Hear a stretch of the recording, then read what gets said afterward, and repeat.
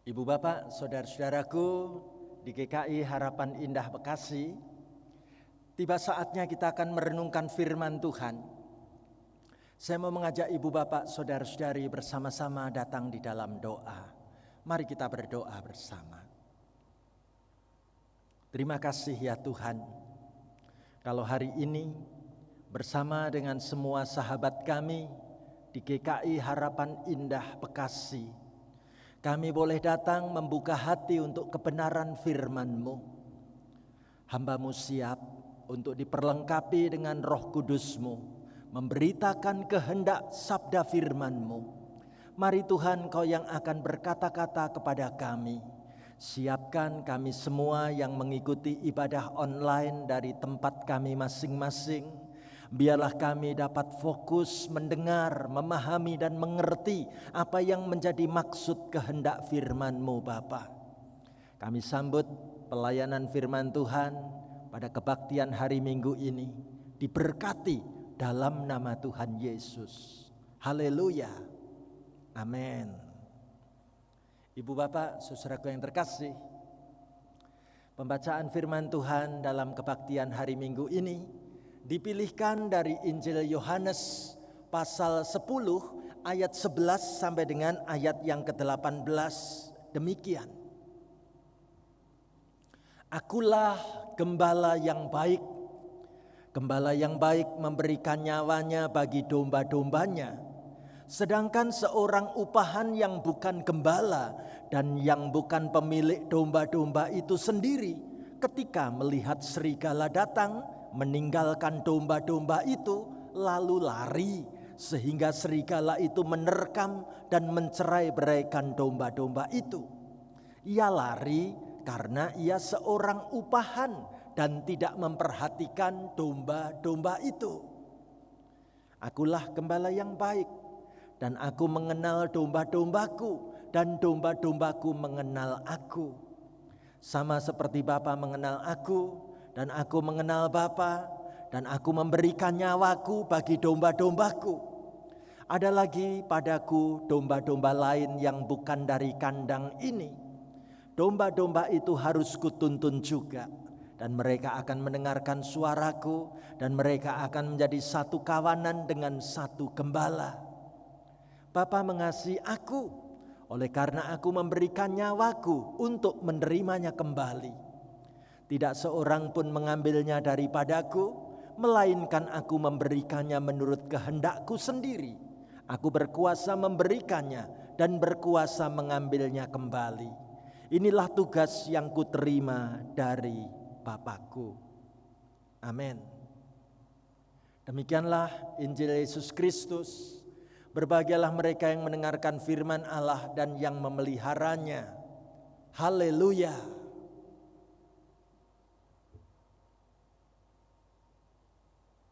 Ibu bapak, saudara-saudaraku terkasih, inilah tema yang akan kita renungkan bersama dalam kebaktian hari ini, tentang menggembalakan bukan dengan kuasa.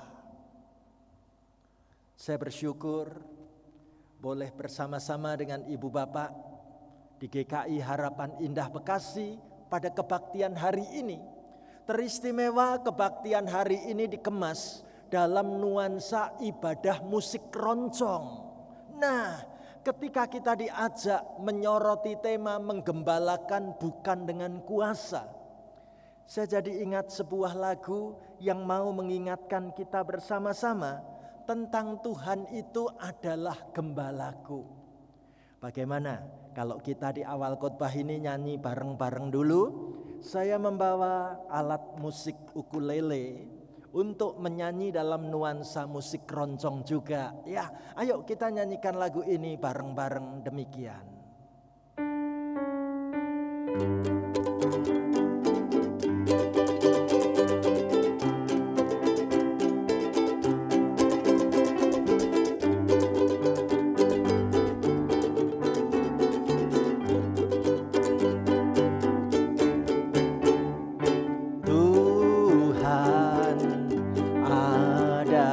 Gembalaku, takkan kekurangan aku. Ia membaringkan aku di padang yang berumput hijau. Ia membimbingku ke air yang tenang. Ia menyegarkan jiwaku. Ia menuntunku di jalan yang benar, oleh karena namanya. Sekalipun aku berjalan dalam lembah kekelaman, dan aku pun akan berdiam dalam Tuhan sepanjang masa.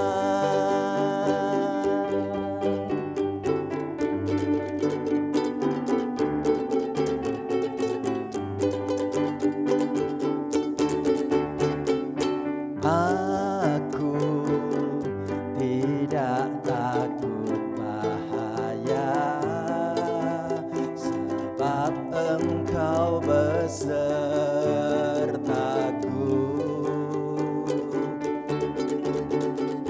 Gadamu dan tongkatmu, itulah yang menghibur aku.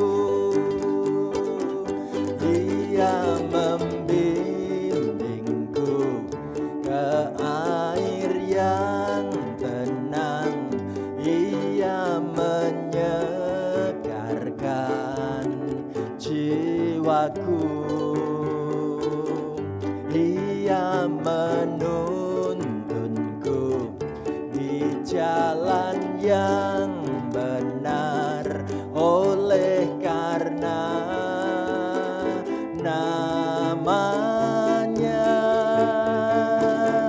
Sekalipun aku berjalan dalam lembah kekelaman, dan aku pun akan berdiam dalam Tuhan sepanjang masa.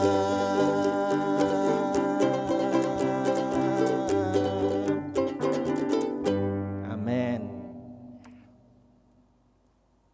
Ibu bapak, saudara-saudaraku yang terkasih, seperti apa kita menghayati kalau Tuhan itu memberi contoh tentang sikap sebagai gembala yang baik? Ayo kita temukan jawabnya dari Yohanes 10 ayat 11 sampai dengan 13. Saya ajak ibu bapak, saudara-saudari dari rumah masing-masing ikut membaca, mengucapkan firman Tuhan bersama saya begini. Akulah gembala yang baik. Gembala yang baik memberikan nyawanya bagi domba-dombanya.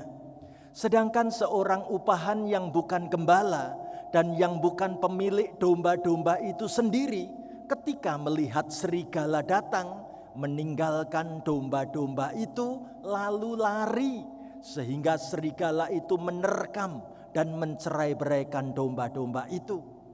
Ia lari karena ia seorang upahan dan tidak memperhatikan domba-domba itu. Ibu bapak, saudaraku yang terkasih, perumpamaan yang luar biasa Tuhan Yesus kisahkan ketika ia menyebutkan bahwa aku ini adalah gembala yang baik. Mungkin di awal-awal kita mau bertanya-tanya begini, Pak Stefanus, kenapa Alkitab menggunakan model hubungan kita dengan Allah itu digambarkan seperti relasinya domba dengan gembala? Atau pertanyaan kita, mengapa Allah membangun relasi dengan kita itu diibaratkan seperti relasi hubungan gembala dengan domba? Ada apa ini? Pertama-tama saya mau mengajak kita melihat dari sudut pandang domba. Apa yang perlu kita tahu tentang kehidupan domba? Ibu bapak, saudaraku yang terkasih, untuk kita tahu bersama, yang namanya binatang domba itu adalah binatang yang keras kepala, suka nakal, pakai maunya sendiri, bahkan seringkali jalan sendiri. Padahal binatang domba itu tidak mudah menghafal jalan. Andai kata domba itu melihat ada sesuatu yang menarik, ia akan memisahkan diri dari kawanan domba-domba yang lain. Sementara domba-domba yang lain dibawa dan dituntun oleh sang gembala, domba yang satu ini ketinggalan. Nanti menjadi domba yang tersesat. Ia tidak bisa menemukan jalan pulang. Ibu bapak, saudaraku terkasih, bukankah sangat menarik dan begitu dekat hubungan domba ini menggambarkan tentang keadaan kita sebagai manusia yang sering keras kepala, yang sering untuk memilih bersikap nakal, maunya sendiri, cari jalan sendiri, lalu nanti tersesat di tengah jalan. Namun hal yang kedua, saya juga mau mengajak ibu bapak, saudara-saudari melihat mengapa relasi kita dengan Tuhan atau relasi Tuhan dengan kita diibaratkan seperti gembala dengan domba. Saya ajak kita melihat justru dari sudut pandang yang kedua, yaitu sudut pandang sang gembala. Ibu bapak, saudaraku, perhatikan gambar ini ya. Ia bukan gembala bebek. Tahukah kita bagaimana kalau gembala bebek atau orang yang angon bebek sedang menggembalakan kawanan bebek yang harus dituntun? Di mana posisi sang gembala bebek? Gembala bebek pasti posisinya ada di paling belakang. Kalau bebek itu mau nyebrang jalan, ya bebeknya duluan. Kalau mau ketabrak motor, ya bebeknya duluan. Gembala bebek itu cari aman di belakang. Gitu. Ya. Tapi Tuhan digambarkan bukan seperti gembala bebek. Dan menarik, ia juga bukan digambarkan sebagai gembala kerbau. Pernah kita lihat bagaimana seorang menggembalakan kerbaunya? Biasanya kerbau itu dinaiki. Biasanya gembala itu lebih enak kalau duduk di atas punggungnya kerbau. Gak usah capek-capek, biar yang capek kerbaunya. Puji Tuhan, Alkitab tidak menggunakan perumpamaan gembala kerbau. Tetapi Tuhan Yesus mengibaratkan dalam perumpamaan bahwa aku adalah gembala bagi domba-dombaku. Di mana letak kepemimpinan sang gembala domba? Ia ada di depan. Ia siap untuk mendampingi, membela, melindungi domba-dombanya. Itulah gambaran bagaimana Allah menempatkan kita ini menjadi domba-domba yang perlu mengikut sang gembala yang baik. Seperti apa Tuhan Yesus menjelaskan tentang perumpamaan ini pada bagian berikutnya? Ayo, saya ajak ibu bapak saudara-saudari bersama-sama dengan saya membaca Yohanes 10 ayat 14 sampai dengan ayat 16. Sama-sama kita ucapkan firman Tuhan begini.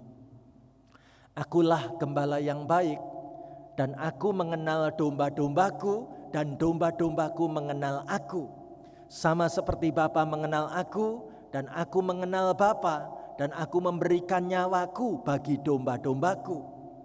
Ada lagi padaku domba-domba lain yang bukan dari kandang ini. Domba-domba itu harus kutuntun juga. Dan mereka akan mendengarkan suaraku. Dan mereka akan menjadi satu kawanan dengan satu gembala. Mengingatkan saya dengan sebuah kisah. Kalau Tuhan Yesus katakan aku ini gembala yang baik, aku kenal domba-dombaku, bahkan domba-dombaku pun mengenal aku. Betapa indahnya dengan sebuah kisah tentang seorang gembala tua yang memiliki 100 ekor domba. Apa yang terjadi dengan gembala tua dengan 100 ekor domba yang dipercayakan kepadanya untuk terus digembalakan, untuk terus dilindungi dan dijagai. Luar biasa, gembala yang satu ini sangat perhatian terhadap 100 ekor dombanya. Domba-domba itu bertumbuh dengan sehat, dengan gemuk, dan kondisinya baik-baik selalu. Tapi sayang, sang gembala ini umurnya sudah semakin bertambah tua. Maka dipikirkan bagaimana kalau mulai perlu mencari gembala pengganti yang lebih muda. Tapi kita butuh figur gembala pengganti yang tepat. Maka saat itu diumumkan siapa yang berminat untuk bekerja menjadi gembala bagi 100 ekor domba yang sangat baik-baik ini. Ada banyak orang yang mendaftar.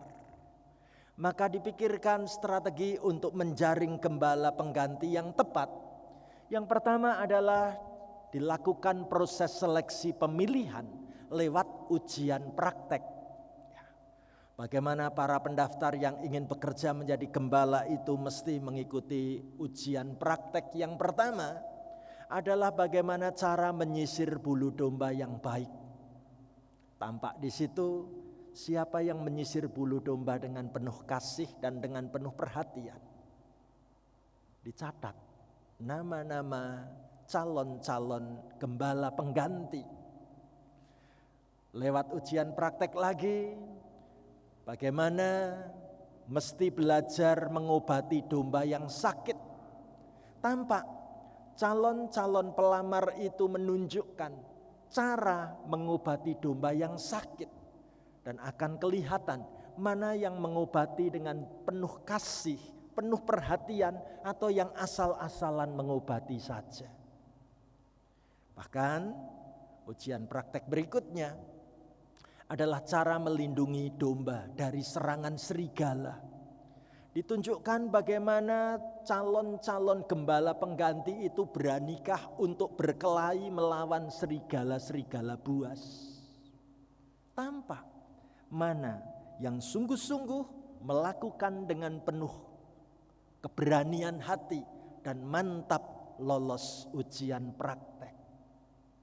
Dari sekian banyak yang mendaftar, akhirnya terpilih tinggal ada 3 calon gembala terbaik. Nah, sekarang untuk memilih siapa di antara 3 gembala terbaik ini yang boleh menggantikan gembala tua yang sangat baik tadi. Maka kepada ketiga gembala ini ditugasi, hari ini engkau punya tugas untuk mengikuti seleksi ujian hari pertama. Hitung baik-baik berapa domba yang akan kau gembalakan hari ini. Saudaraku, ternyata tanpa diketahui dari 100 ekor domba itu ada 1 yang ditukar dengan seekor kambing. Saat pulang dari acara menggembalakan, maka ketiga calon gembala itu diwawancarai dan ditanya, "Sudah kamu hitung berapa ekor domba yang kau gembalakan hari ini?"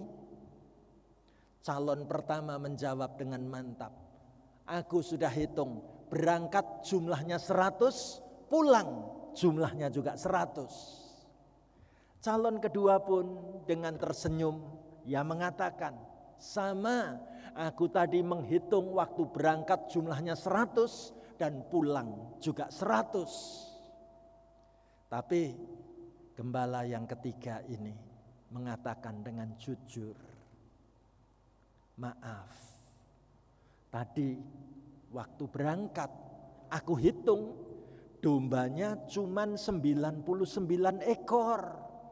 Tapi yang satu itu jenisnya kambing. Waktu pulang aku hitung tetap utuh. Ada 99 ekor domba dan seekor kambing kecil. Ini utuh kembali seperti waktu berangkat tadi pagi. Maka saat itu calon gembala yang ketiga ini mendapatkan nilai lebih dibanding dua calon pertama. Lalu seleksi dilanjutkan, besok datang lagi ya, besok ada ujian hari kedua. Maka 3 calon gembala ini datang lalu ditugasi untuk menggembalakan hari yang kedua. Mereka diminta untuk memeriksa berapa jumlah domba yang akan digembalakan. Bagaimana mereka sungguh-sungguh mencoba untuk menghitung. Apalagi calon pertama dan kedua tidak mau keliru kayak hari pertama kemarin. Tapi tahukah kita, ujian hari kedua itu ternyata seekor domba itu diganti, ditukar dengan domba yang terluka kakinya. Saat sore hari mereka pulang, ditanya, apa yang terjadi dengan domba-domba yang kau gembalakan hari ini? Gembala pertama dengan mantap mengatakan, saya tadi menghitung dengan sangat teliti. Waktu berangkat jumlahnya 100 ekor domba. Pulang juga 100 ekor domba. Tidak ada sisipan binatang kambing. Aku hitung, aku perhatikan dengan cermat. Calon gembala yang kedua juga mengatakan yang sama. Betul. Tadi sewaktu berangkat aku menghitung jumlahnya ada 100 ekor domba. Waktu pulang juga 100 ekor domba.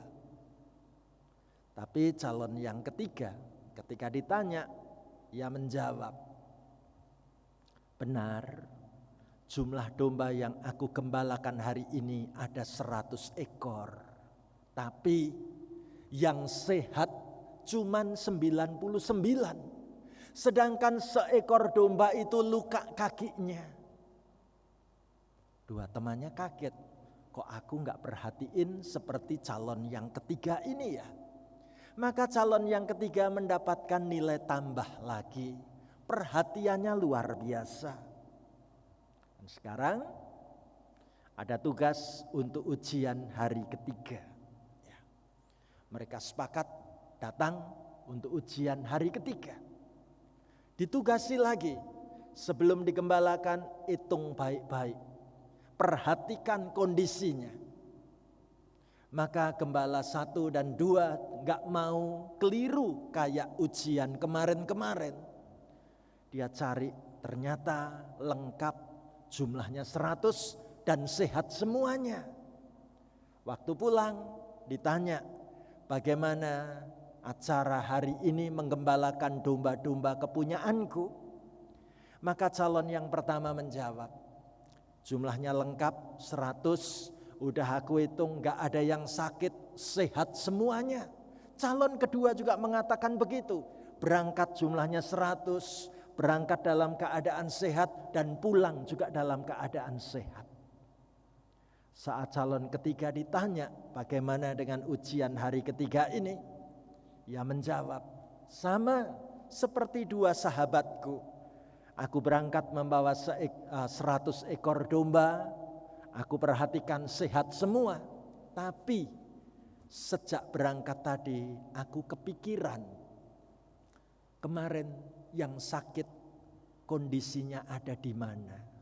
Masih baik-baikkah domba yang sakit kemarin itu?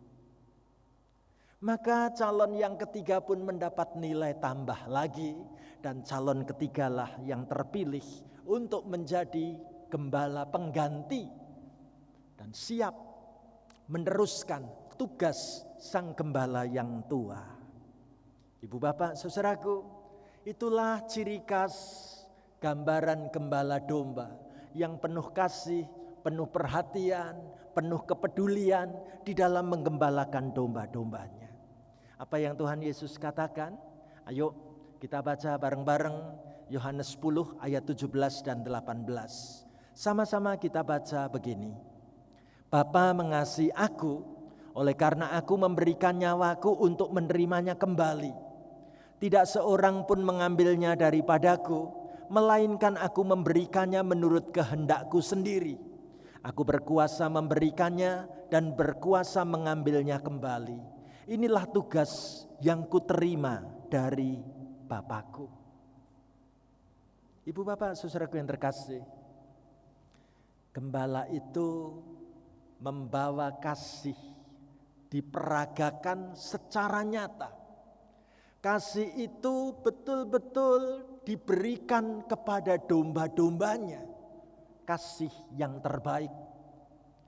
Mengingatkan saya dengan sebuah kesaksian dari seorang supir taksi di negara Taiwan. Kisahnya menarik sekali. Di pinggiran kota kecil Taiwan, ada seorang laki-laki yang baru berjalan pulang ke rumah jalan kaki dari tempat kerjanya sebagai supir taksi. Mobil taksinya sudah ditaruh di garasi dan rumahnya tidak terlalu jauh. Dia memilih jalan kaki pulang ke rumah.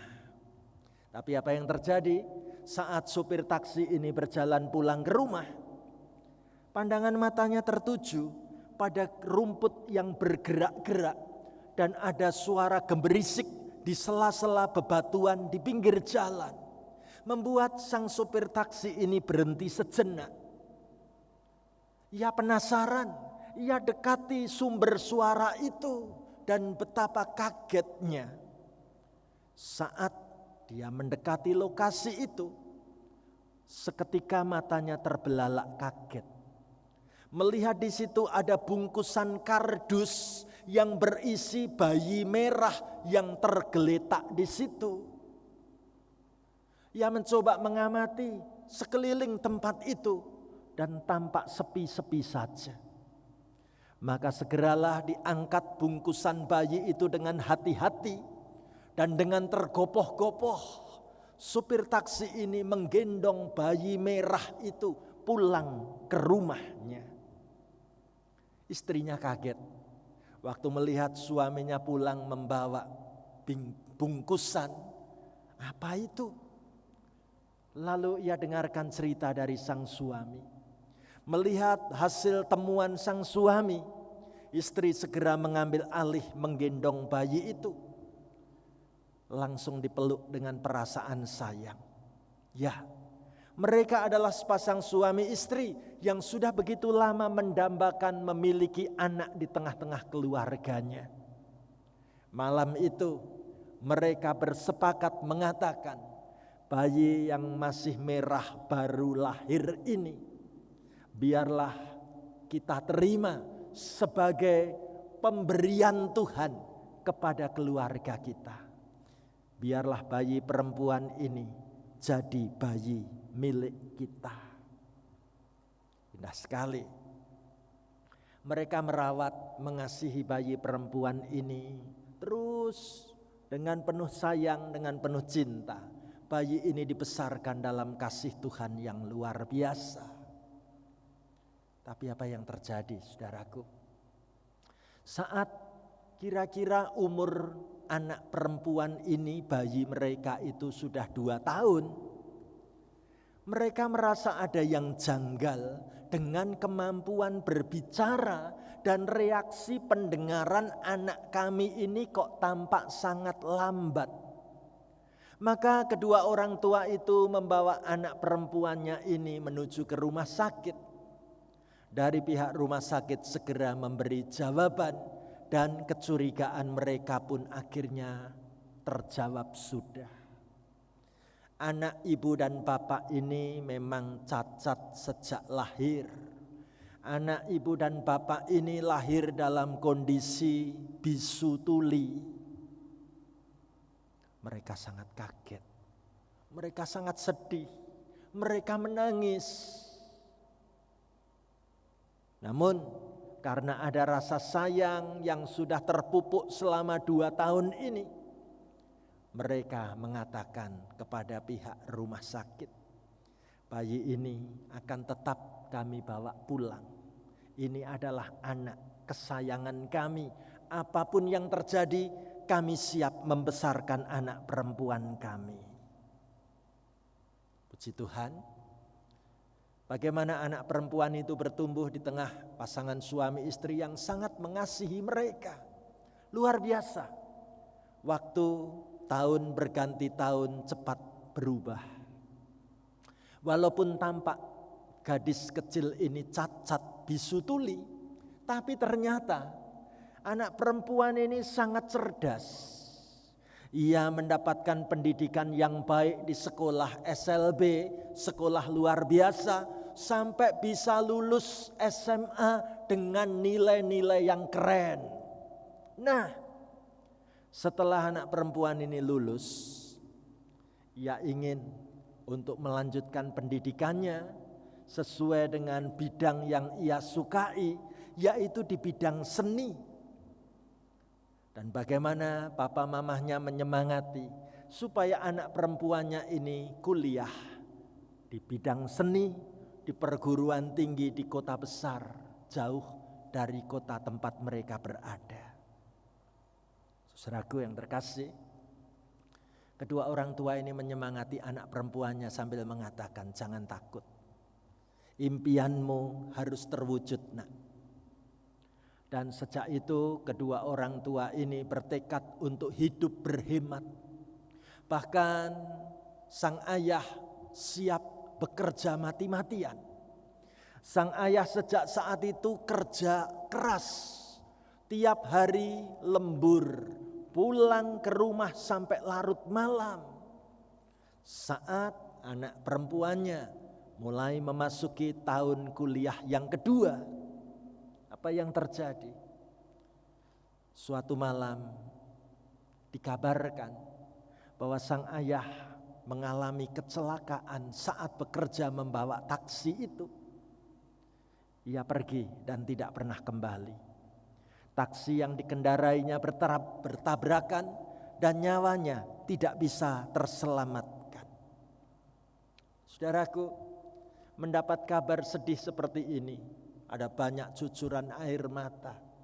Rasa kehilangan yang luar biasa, dan lebih daripada itu, sang anak gadis ini berpikir, betapa berat beban biaya yang harus dipikul ibuku sekarang. Lebih baik aku berhenti kuliah saja. Lebih baik aku pulang dan bekerja menemani ibu di rumah. Saat hari pemakaman sang ayah, anak perempuan ini menceritakan tentang isi hatinya. Mengetahui hal ini, sang ibu sangat tersentuh dengan pengertian anaknya.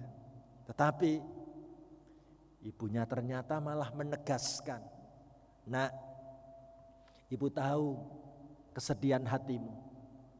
Ibu juga sangat kehilangan ayahmu. Tapi kamu tidak boleh berhenti kuliah. Belajarlah yang serius, belajarlah yang benar. Ayo cepat selesaikan kuliahmu. Ibu menunggu kepulanganmu dengan ijazah di tangan. Ingat ya nak, jangan pernah pulang ke rumah kalau tidak membawa ijazah. Pakai uang hemat, jangan dipakai untuk sering-sering pulang. Ibu meminta, kamu baru boleh pulang nanti kalau ada ijazah di tanganmu. Ibu janji, tiap-tiap bulan ibu akan terus tetap kirim uang, membiayai semua keperluanmu di kota besar itu. Tapi ingat sekali lagi nak, jangan pernah berpikir pulang sebelum kuliahmu selesai. Sebab jika kamu gagal, ibumu ini akan sedih. Dan ayahmu di seberang sana juga pasti kecewa. Karena perjuangan kerja keras dan pengorbanan kami akan sia-sia belaka. Sang anak perempuan ini memeluk ibunya dan bertekad, aku harus lulus kuliah. Aku mau membanggakan hati orang tuaku. Puji Tuhan, waktu terus berjalan. Ternyata anak perempuan ini sukses mengikuti kuliah dengan perjuangan luar biasa. Dan sekarang ia sudah berhasil menyelesaikan kuliahnya. Dan ia membawa pulang sebuah undangan untuk menghadiri wisuda. Undangan ini akan aku berikan langsung kepada ibuku. Dengan hati bangga, dengan kegembiraan yang meluap, dengan kerinduan yang sangat setelah sekian lamanya tidak pernah bertemu dengan sang ibu. Anak ini berangkat pulang ke desanya. Tapi apa yang terjadi saudaraku?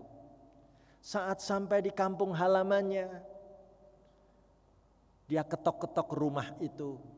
Berulang kali pintu rumahnya sudah tertutup rapat, digembok.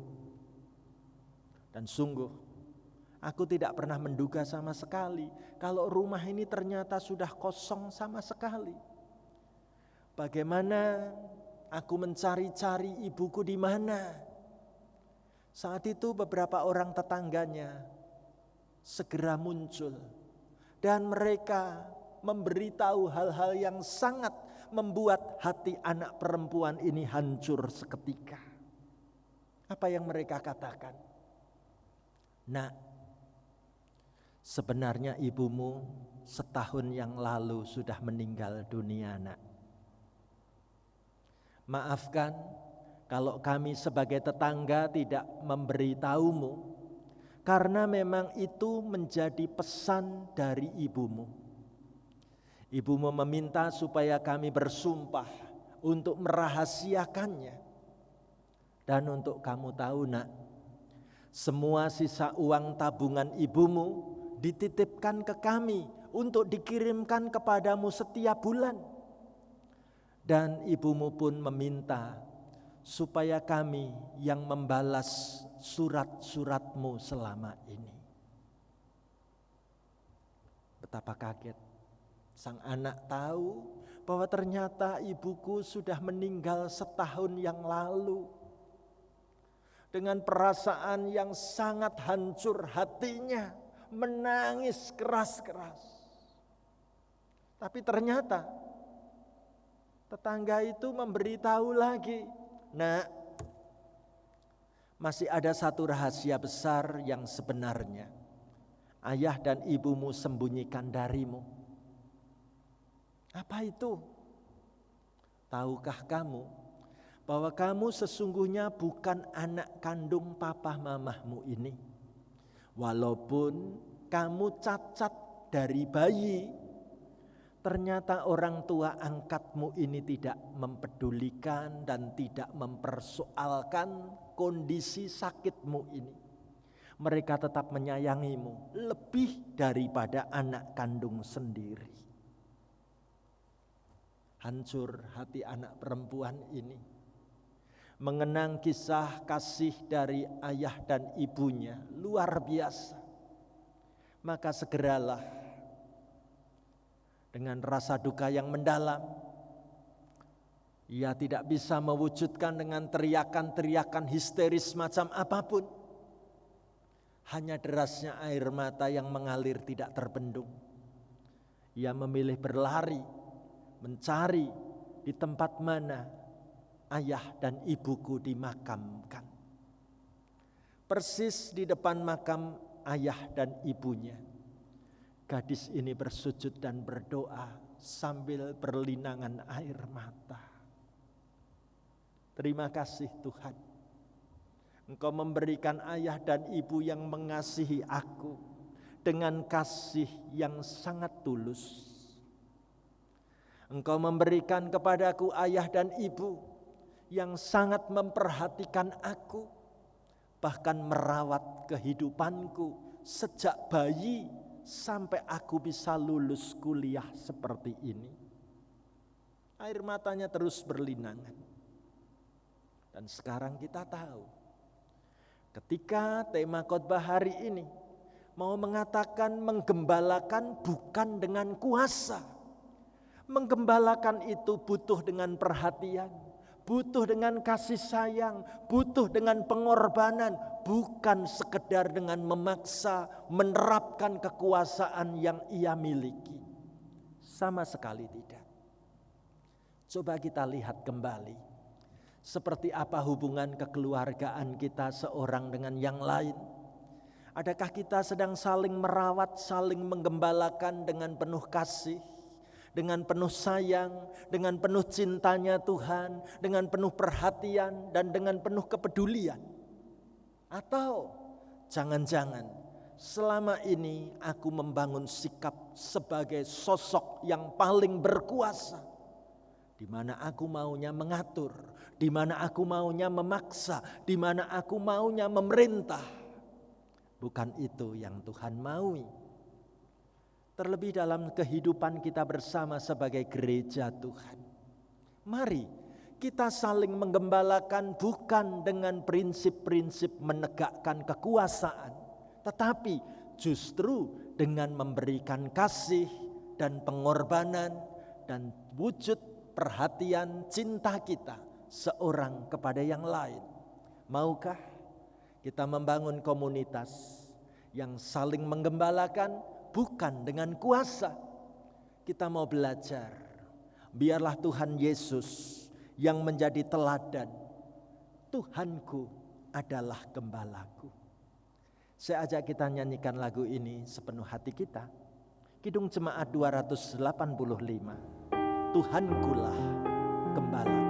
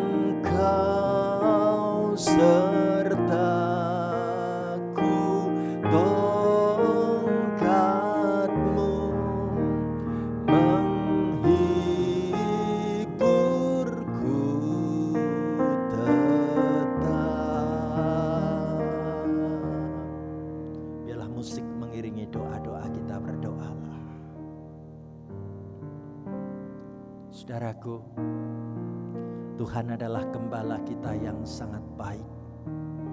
Ia telah memberikan contoh keteladanan yang luar biasa dalam hal mengasihi dan rela berkorban. Kasih dan pengorbanan macam apa yang sudah kita lakukan untuk orang-orang di sekeliling hidup kita. Saudaraku, mungkin saat ini engkau ingin mendoakan anggota keluargamu yang sangat memerlukan perhatian kasih cintamu. Sebut nama mereka dalam doamu. Ketika mereka dalam kesulitan, ketika mereka dalam kesusahan, biarlah tangan Tuhan yang terus akan menggembalakan hidup mereka. Tuhan memilih hidupmu untuk menjangkau mereka, memperhatikan mereka, mengasihi mereka lebih dan lebih lagi. Teristimewa dalam masa-masa pandemi yang berat dan sulit ini, biarlah kasih cinta Tuhan yang mengubah hati kita melayani lebih baik dibanding waktu-waktu kemarin. Tidak ada yang mustahil. Kalau Tuhan menjadi gembala kita, kasih cintanya sungguh tersedia untuk setiap kita anak-anaknya. Nama-nama yang kita doakan sungguh akan diberkati Tuhan. Terima kasih Tuhan Yesus. Kami boleh mendapatkan sabda firman-Mu dalam ibadah hari ini. Terima kasih ya Tuhan. Kami mau mempraktekkan firman-Mu di dalam sikap hidup kami sehari-hari. Di dalam nama Tuhan Yesus kami berdoa, mengucap syukur. Haleluya. Amin.